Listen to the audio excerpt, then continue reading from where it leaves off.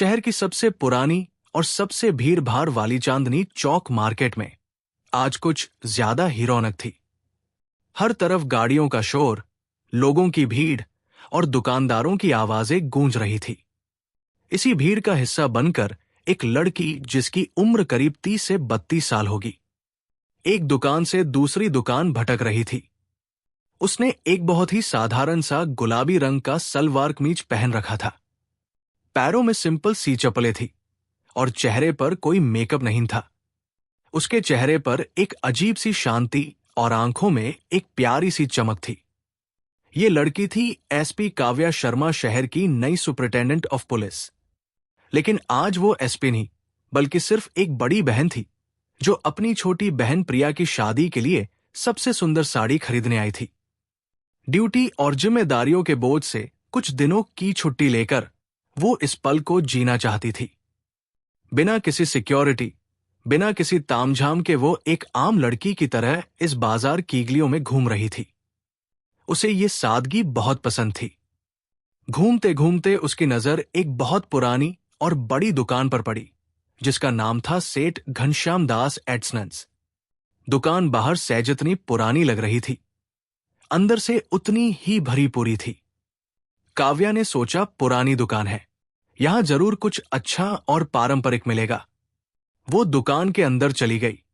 अंदर गैदों पर सफेद चादरें बिछी थी और दुकान का मालिक सेठ घनश्याम दास एक मोटा चश्मा लगाए गद्दी पर बैठा था।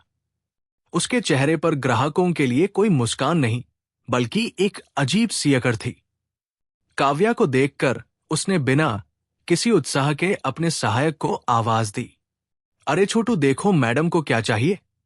काव्या ने मुस्कुराकर कहा, नमस्ते, मुझे शादी के लिए एक अच्छी बनारसी साड़ी चाहिए।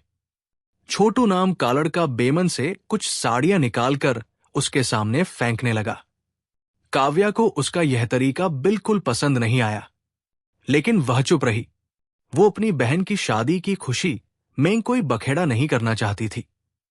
लगभग 1 घंटा बीत गया। काव्या धैर्य से एक एक साड़ी देख रही थी, लेकिन सेठ घनश्याम दास की झुंझुलाहट बढ़ती जा रही थी। वो बीच बीच में ताने कस रहा था, बहन जी, कुछ पसंद भी आ रहा है या बस देखना ही है? हमारे पास और भी ग्राहक है। काव्या ने उसकी बात कौन सुना कर दिया। उसकी नजर एक कोने में रखी मैरून रंग की साड़ी पर पड़ी। उस साड़ी पर सोने के धागों से बहुत ही बारीक काम किया गया था। वो साड़ी जैसे प्रिया के लिए ही बनी थी। काव्या के चेहरे पर मुस्कान आ गई। भैया, वो वाली साड़ी दिखाइए प्लीज। उसने कहा। सेठ ने बेमन से वो साड़ी निकाली। साड़ी हाथ में आते ही काव्या को उससे प्यार हो गया। उसने दाम पूछा। सेठ ने जानबूझकर दाम बढ़ाकर बताया। काव्या को मोल भाव करना नहीं आता था और ना ही वो करना चाहती थी।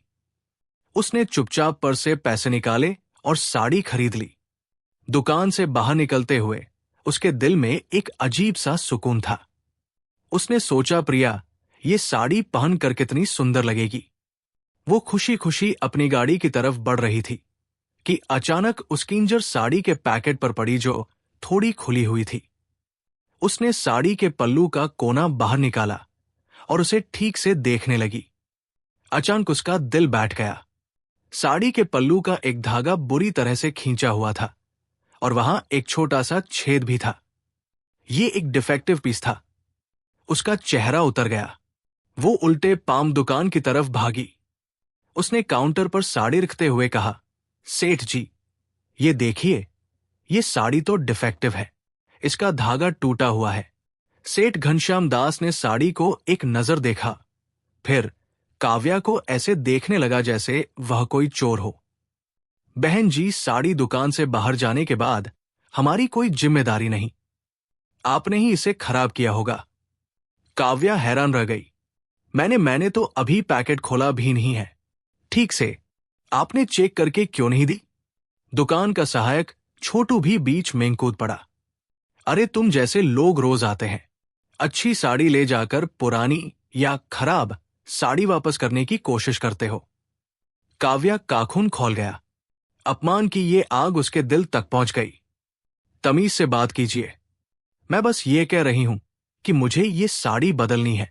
सेठ अकड़ कर बोला, कोई अदली बदली नहीं होगी और पैसे वापस करने का तो सवाल ही नहीं उठता। चलिए जाइए यहां से, हमारा टाइम खराब मत कीजिए। काव्या ने शांति से कहा, देखिए, आप एक ग्राहक के साथ ऐसा नहीं कर सकते। ये मेरा अधिकार है। अधिकार? सेठ जोर से हंसा जाकर बुला ले जिसे बुलाना है। पुलिस भी हमारी जेब में रहती है। ये सुनकर काव्या के सब्र का बांध टूट गया। बात बढ़ने लगी।